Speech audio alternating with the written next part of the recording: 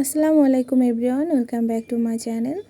আজকের মজাদার একটা রেসিপি রান্না করব, বেগুন সুন্দরী। এটার নাম আমি দিয়েছি বেগুন সুন্দরী। এটা খেতে এতটাই মজা, আর দেখতে যেরকম লোভনীয়, খেতে কিন্তু তার থেকেও অনেক বেশি মজা। আমরা সবাই সাধারণত নর্মালভাবে বেগুন রান্না করি, কিন্তু একটু অন্যভাবে ভিন্ন ধরনের রান্না করলে কিন্তু এর স্বাদ বা টেস্ট যেটাই বলেন না কেন দ্বিগুণ কিন্তু বেড়ে যায়। যে কোনো একটা নর্মাল সবজি যদি আপনি নিজের মতো করে অনেক সুন্দর করে প্রেজেন্ট করতে পারেন, তাহলে দেখবেন নিজের কাছেই অনেক ভালো লাগছে। প্রথমে আমি এই যে বেগুনগুলো সুন্দর করে কেটে নিব, তারপরে এর মধ্যে কিছু মশলা দিব। প্রথমে কিছু পেঁয়াজ, কিছু আদা, তারপর রসুন, তারপরে সরিষা। এটা আমি যে শিলপাটায় বেটে নেব সুন্দর করে। আমি প্রথম যে বেগুনগুলো সুন্দর করে কেটে রেখেছিলাম, সেই বেগুনের সাথে এই মশলাটা মিক্স করব।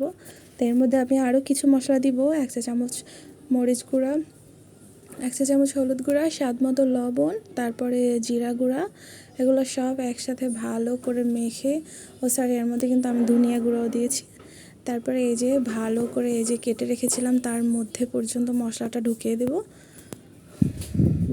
তারপর সুন্দর করে মাখাতে হবে, এত সুন্দর করে মাখাতে হবে যেন কোনো জায়গা ফাঁকা না থাকে।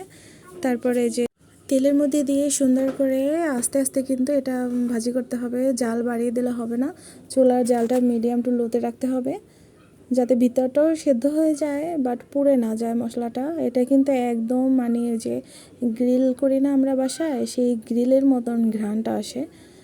এই ঘ্রাণটা শুকলে কেউ বুঝবেই না যে এটা আপনি বেগুন দিয়ে বানিয়েছেন।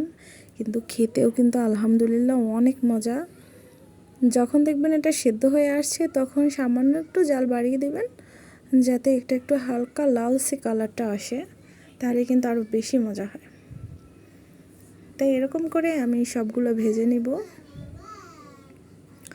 দেখেন কালারটা কি সুন্দর আসছে, মনে হচ্ছে না যে আমি মাংসের গ্রিল করছি কিংবা মাছের গ্রিল করছি এরকম।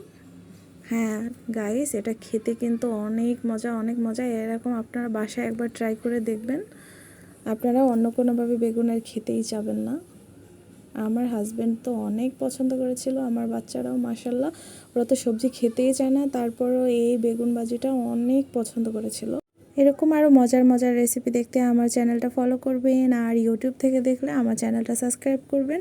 লাইক কমেন্ট শেয়ার দিয়ে পাশে থাকবেন। আমার রান্নাটা কেমন হলো সবাই কমেন্ট করে জানাবেন। এটা কিন্তু উপরটা একদম হালকা ক্রিস্পি আর ভিতরটা একদম জুসি।